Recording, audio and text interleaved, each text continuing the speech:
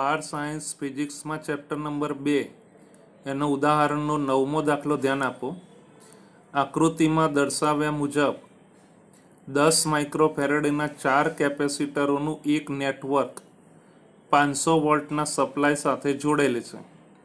तो एमां ए एटले पहेलो भाग नेटवर्कनुं समतुल्य केपेसिटन्स शोधो। बी दरेक केपेसिटर उपरनो विद्युत भार शोधो।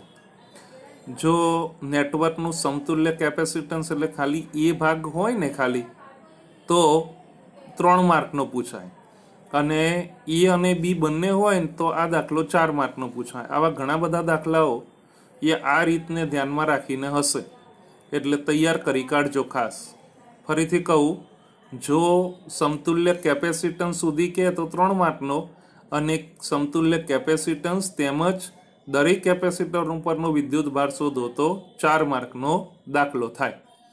हवे नोंध ए अहींया आपणे ध्यानमां राखजो के केपेसिटर उपरनो विद्युत भार ए ऊंचा स्थितिमान एनी प्लेट उपरनो विद्युत भार छे जे नीचा स्थितिमाननी प्लेट उपरना विद्युत भार जेटलो ज अने विरुद्ध होय। समझी शकाय के केपेसिटरनी 2 प्लेट होय, ए केपेसिटरनी 2 प्लेट तो एक में धन विद्युत भार अने एक में ऋण।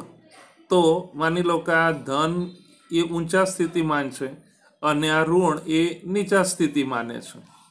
तो अहींया कही शकाय कि ए विद्युत भारनुं मूल्य आना जेटलुं ज पण एक प्लस होय तो एक माइनस होय एटले अहींया कही शकाय कि विद्युत भार जेटलो ज पण विरुद्ध होय छे। क्लियर? एटલું आ ध्यान राखजो। हवे आ आकृति आ एक ज आपणने आपेली छे, बराबर।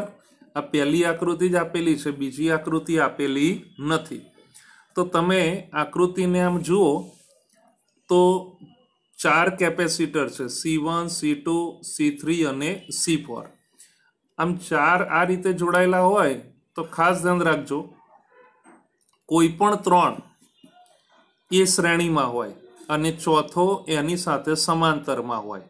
फरीथी आमांथी तमे C1 C2 C3 एने श्रेणी में लो अने चौथो C4 एनी साथे समांतर में। तमे आ 3 ने श्रेणी में लई आने समांतर में लई शकाय। क्लियर? एटલું तो अहींया आपणे C1 C2 अने C3 ए त्रणेय एकबीजा साथे आ प्रमाणे श्रेणी में छे अने आ C4 एनी साथे आ समांतर में छे अने एनी साथे आ 500 वोल्टनी बेटरी। पड़ी खबर? आ ध्यान राखी लेजो। तो अहींया C1 C2 C3 एना श्रेणी जोड़ाण नो समतुल्य केपेसिटन्स C डैश होय। हजी आ C4 बाकी छे, छेल्लुं होय ने तो आपणे C तरीके लई शकाय, पण हजी एक केपेसिटर C4 ए बाकी छे एनो आपणे उपयोग कर्यो नथी। छेक सुधी आपणे पहोंचीए, छेल्लो उपयोग थाय त्यारे ज एनुं समतुल्य C तरीके कही शकाय। पड़ी खबर? तो आ C डैश तरीके आपणने मळे। हवे केपेसिटर एना श्रेणी अने समांतर जोड़ाणना सूत्र तमने खबर के श्रेणी जोड़ाण होय ने तो 1/C बराबर 1/C1 वत्ता 1/C2 अने समांतर जोड़ाण होय तो समांतर जोड़ाण एना माटे C बराबर C1 वत्ता C2। तो अहींया वात कोनी छे? श्रेणी जोड़ाणनी। तो 1/C डैश बराबर 1/C1 वत्ता 1/C2 वत्ता 1/C3। अहींया बधा ज केपेसिटर एना मूल्य 10 माइक्रोफेरेडे जेटला समान छे। 4 केपेसिटर एना केपेसिटन्सना मूल्य 10 माइक्रोफेरेडे जेटला समान छे। तो अहींया 1/C1 वत्ता 1/C2 वत्ता 1/C3 एटले 1/10 प्लस 1/10 प्लस 1/10 समछेदी छे एटले छेद समान थई गयो एटले उपर 1 वत्ता 1 वत्ता 1 एटले 3 थई गया एटले 3/10 थाय। पण आ कोनी बराबर आव्युं? 1/C डैश बराबर। तो C डैश बराबर अहींया केवुं होय तो एनो व्यस्त थई गयो कहेवाय। तो C डैश बराबर 10/3 आ माइक्रो तो माइक्रो वाळुं ज राखेलुं छे एनामां आपणे फेरफार कर्यो नथी एटले माइक्रोफेरेडे आवे। हवे आ जे 3 छे C1 C2 C3 एनुं समतुल्य એ આપણને સી ડેશ તરીકે મળ્યું કહેવાય, પડી ખબર? અને જે ચોથો છે C4 એ આપણને આ રીતે આમ મળ્યું છે, અને આ બેટરીના બે છેડાઓ જેના વોલ્ટેજ આપણને 500 વોલ્ટ તરીકે મળે છે. આ રીતે નવી આકૃતિ તૈયાર થઈ શકે. તો અહીંયા આપણે આવું કહી શકાય, જોઈ લો, સી ડેશ અને અપોન C4 અને આ 500 વોલ્ટની આ બેટરી, પડી ખબર?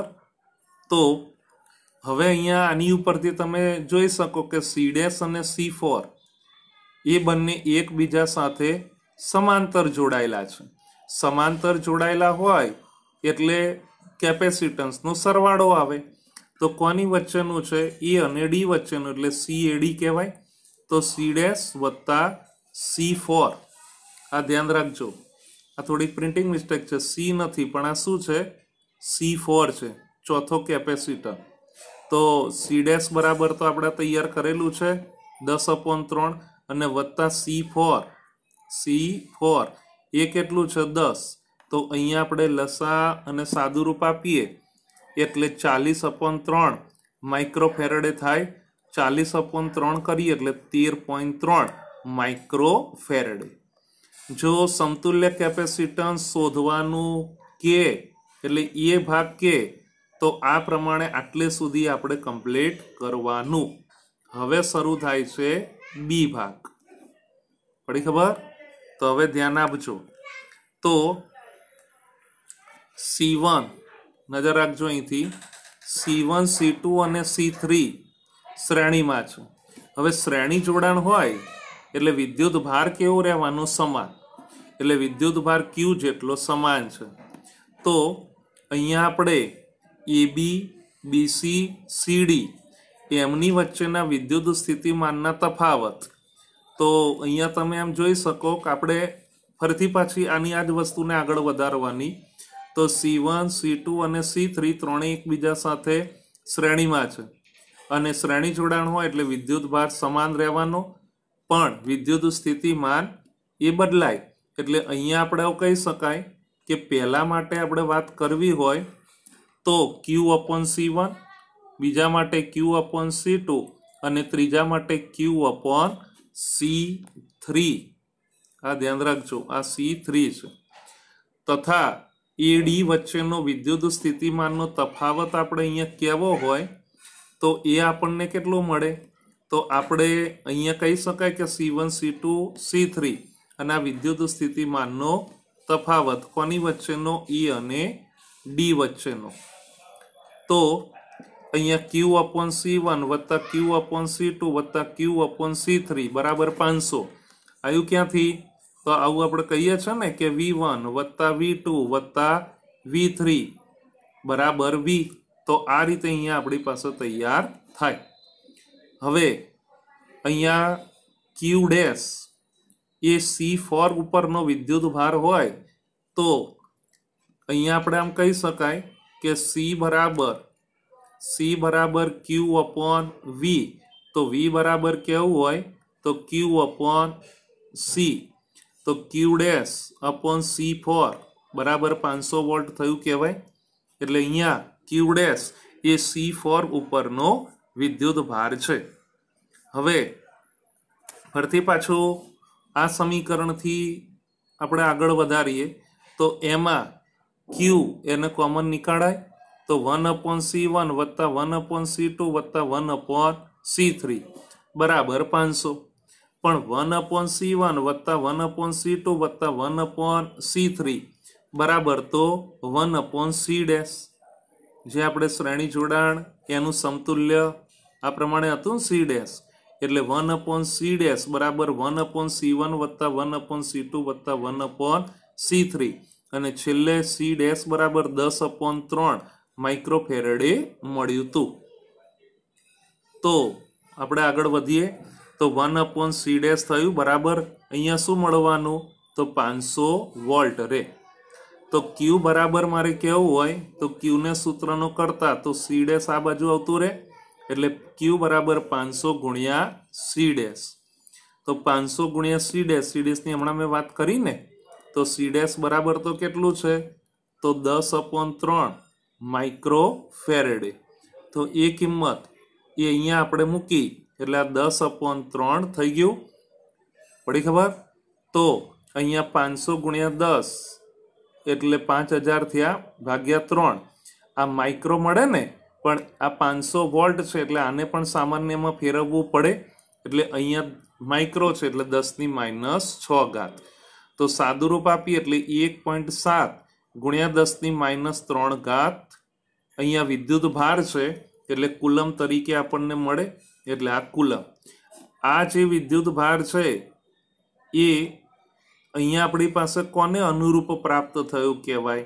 તો C1 C2 અને C3, કેમ કે એ ત્રણે એકબીજા સાથે શ્રેણીમાં જોડાયેલ છે, શ્રેણી જોડાણમાં દરેક ઉપરનો વિદ્યુત ભાર સમાન મળે, એટલે અહીંયા આપણે કહી શકાય કે C1 ઉપરનો પણ આટલો જ મળે 1.7 ગુણ્યા 10⁻3 કુલમ, C2 માટે પણ એટલો અને C3 માટે પણ એટલો જ મળે।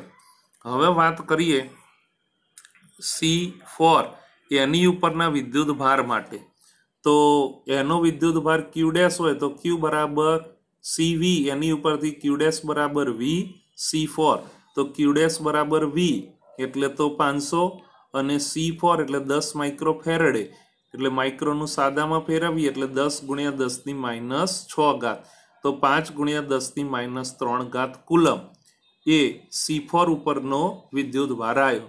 તો આમ આપણે કહી શકાય કે ચારે ચાર જે આપણને C1 C2 અને C3 એના વિદ્યુત ભાર શોધવાના છે ને, અહીંયા એવું કહેલું છે કે દરેક કેપેસિટર એની ઉપરનો વિદ્યુત ભાર, તો C1 C2 C3 એ દરેક ઉપરનો વિદ્યુત ભાર એ તો આના જેટલો સમાન થઈ ગયો, અને C4 એની ઉપરનો વિદ્યુત ભાર Q' એ કેટલો? તો 5 ગુણ્યા 10⁻3 કુલમ।